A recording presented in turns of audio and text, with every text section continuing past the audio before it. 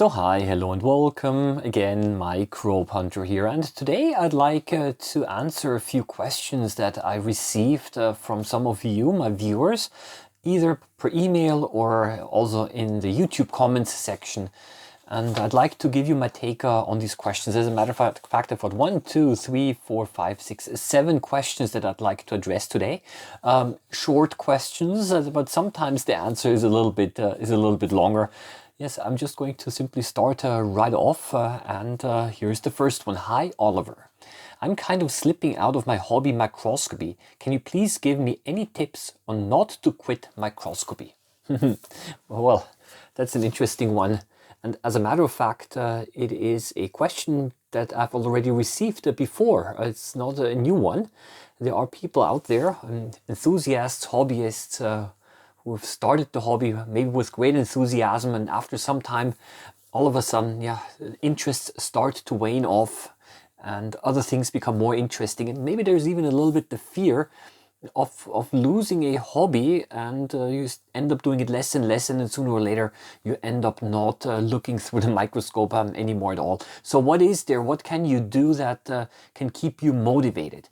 And I need to tell you the following. Well, actually, it is actually something normal, in my view, to lose interest over time if you've already gained enough experience and if you're not developing anymore. So it's a little bit like watching a movie in the cinema or on Netflix these days.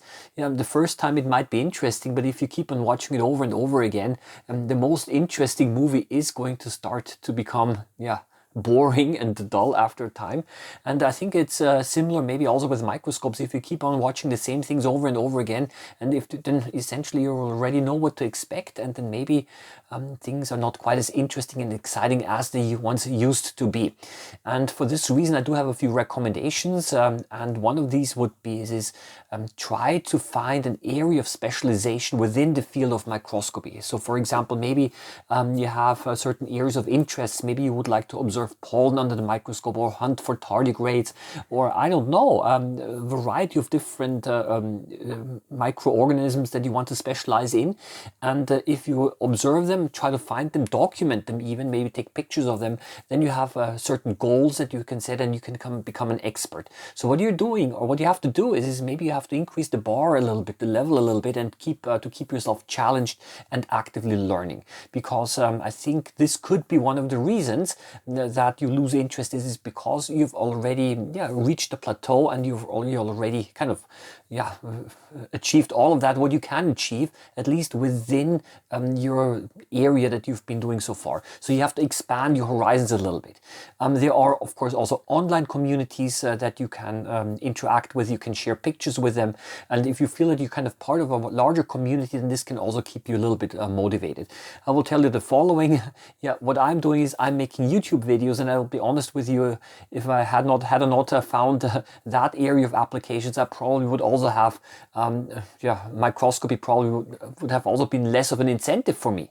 But right now, I'm actually now motivated and encouraged to do more and more videos for my viewers. And this also keeps me thinking and engaged, and also thinking of new specimens that I can put under the microscope. So you see, I've found another driving force, so to say, to make sure that I'm engaged in microscopy. And I would like to simply pass on this experience also to you, and maybe that you can also find some new driving force that encourages you to become, again, remotivated. Maybe get some books, some identification books, and try to actively identify some of the microorganisms that you can find. There are so many different things that you can do in microscopy, and maybe you simply don't know yet of what the hobby has to offer as possibilities.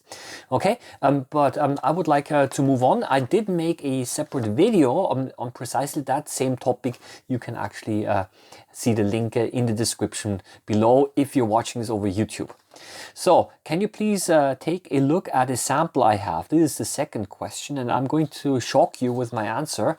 And I'm going to explain you why I say it, and the answer is a very clear no. I'm not going to do that. I'm not going to accept any samples from you to put under the microscope, not because I don't want to or because I don't value that.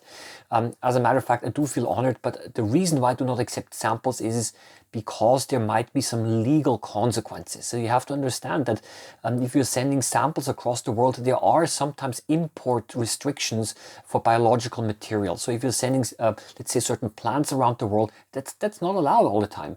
There are certain import restrictions because you want to limit the spreading of certain, let's say, plant diseases. This is also one of the reasons why when you're in an airport and when you have any food material, you're sometimes not allowed to import it. And I would like to emphasize that this is actually important. I know that some of you might now be thinking, actually, well, these days with global travel and all of the airplanes that are flying all across all continents and boats and so on, isn't there a lot of biological material already transferred, or also maybe over wind and weather? And sure there is, but still there are certain laws and regulations that apply, and that we have to stick to them. And for this reason, I'm sorry, interested as I am, I'm not able to look at samples that you send me.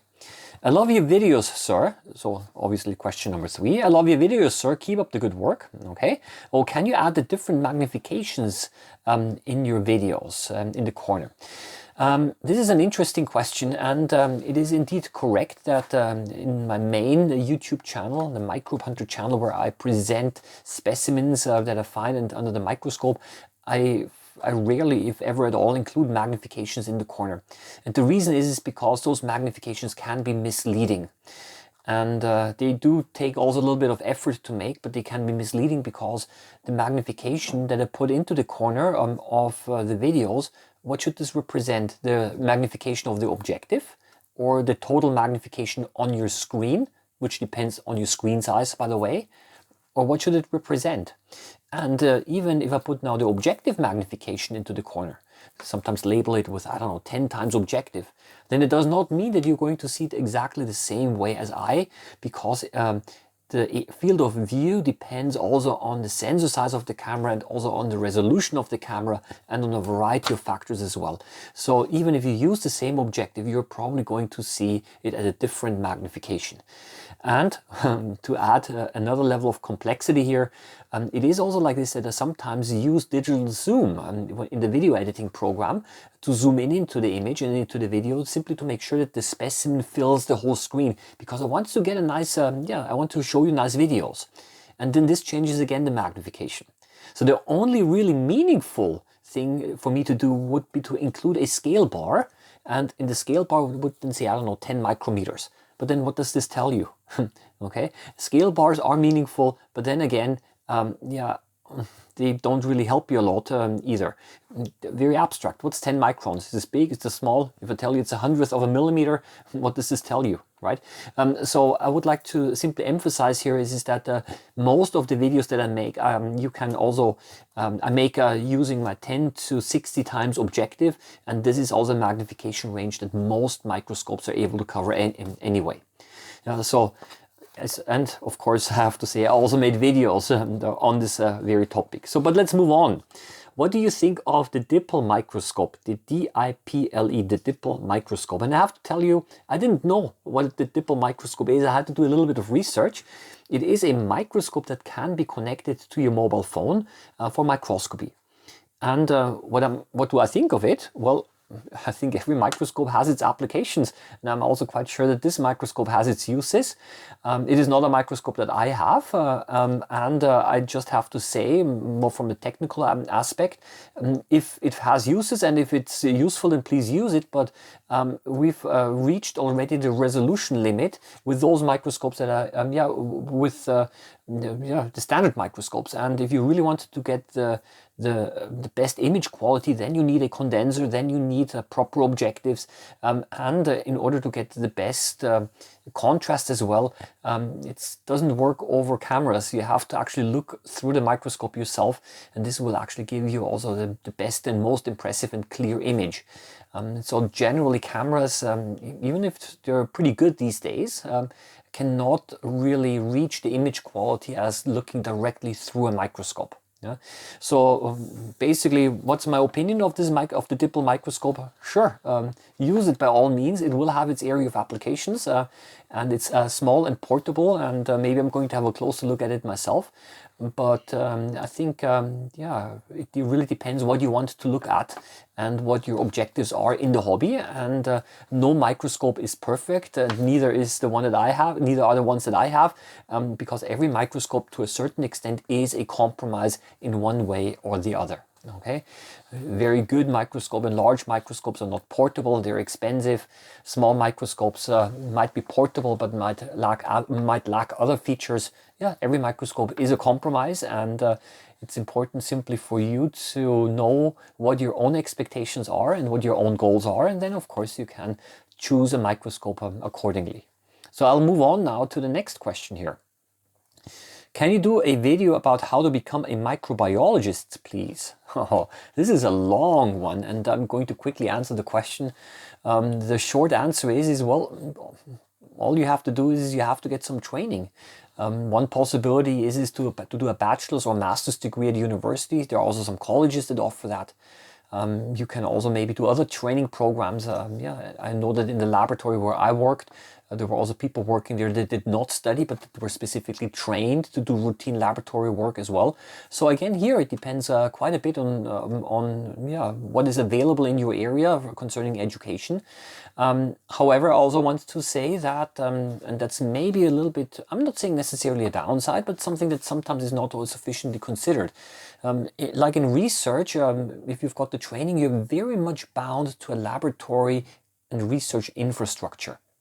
So that means if you have the best training of a microbiologist, and if you're somewhere in a city, in a town, or it doesn't matter where there is no appropriate lab that employs you, then it's going to be very difficult for you to do your job, because as a trained microbiologist, depending on your research area or depending on the things that you have to do, you need equipment. And what are you going to do? Right, and so in that sense, there are certainly jobs and yeah, university studies out there that after you've graduated maybe make you more independent of a certain infrastructure.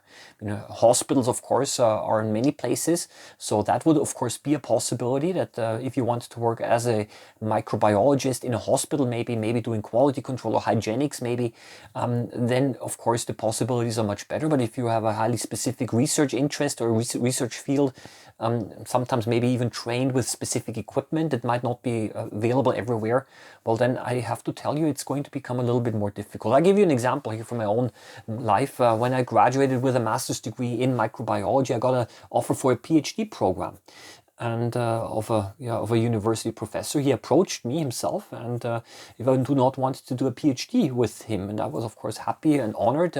I declined for other reasons, but in reality he needed someone who was actually able to operate a so-called gas chromatograph. It's a pretty expensive technical device, but during my master's thesis I was able to actually work this device. I trained myself, I got training myself as well, but I really read into it and I got pretty good in using it. But you see, now I don't have this device available, so this training is pretty much useless that I had. Well, I don't regret having received this training because I've learned a lot. But you know, you get the point, right? Sometimes, especially with a highly specific areas, you're very much linked to the technical devices and to the infrastructure that you're trained on. So I would like to, simply move on here. I'm interested in seeing what kind of bacteria live in my aquariums. Are they the same? Is it drastically different between each tank? What is it like compared to the natural water? That's what I want a microscope for. Well, also an interesting question. I will tell you the answer is yes and no. Of course, there are certain bacteria that are going to be different because each aquarium tank is different, and many bacteria are probably going to be very similar or the same because it's an aquarium. However, I think that microscopes might not be necessarily the best thing for you to distinguish that, because sometimes bacteria that are genetically highly related might look different, or the bacteria that look different might be genetically more related.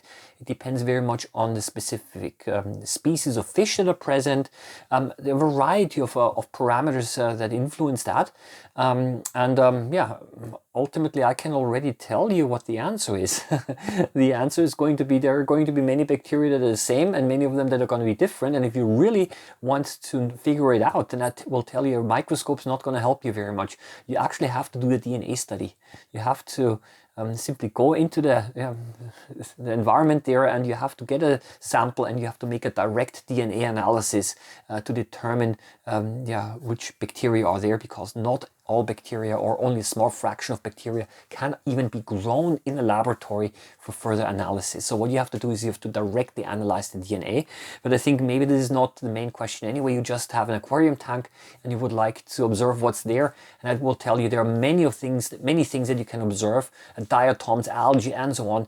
And maybe some of them are way more interesting than bacteria. I also wanted to mention that. Yeah, interesting question in any case, but I would say that microscopes only will get you that far. What's better, halogen or LED? Okay, that's a very technical question. Yeah, I'm a little bit inclined to give a balanced answer here, but probably these days you are probably going to go for an LED microscope. However, there are still very good halogen microscopes around, and some people, especially people who have been trained on a halogen microscope, might still prefer them. I've heard that certain doctors, pathologists who have been trained on a halogen microscope to observe certain stains of tissues, they still prefer to use halogen. But then again, modern microscope companies now manufactured LEDs that resemble a halogen light or natural light much more. So I would say that LEDs generally have probably more advantages than halogen. And one of the big advantages, especially if you want to do photography, is that the color temperature does not change with light intensity in an LED. So in a halogen, if you make the light intensity lower, it's going to be more red, the color. And if you turn up the light intensity, then the color is going to be more blue. And so you have to do a white balance every time. With LED, it's not like that. The color temperature is much more constant, and also the light is much cooler. So there's less overheating of the specimen and less evaporation of water, therefore. So overall, I would probably say that LEDs has certain advantages. However, that's also an important one, is this would probably not be a main criterion for me to choose a microscope. So if you have the possibility to get your hands on a good halogen microscope, then please go ahead and get one. I think there are other factors that might play a larger role. To a certain extent, it's also a little bit a question of taste. So yeah, I would say there are other factors that might influence your buying decision more, but with all things being equal, these days, probably LEDs have a bigger advantage. Okay, yeah. What I'm going to do now is I think I'm just going to leave it at that. Again, I hope that these type of Q&A sessions, that you like them. Please do leave your comments. It's always important also to subscribe, not only if you're listening over the podcast, maybe to the podcast or also the YouTube channel. I'm going to publish the video and the audio file on both places.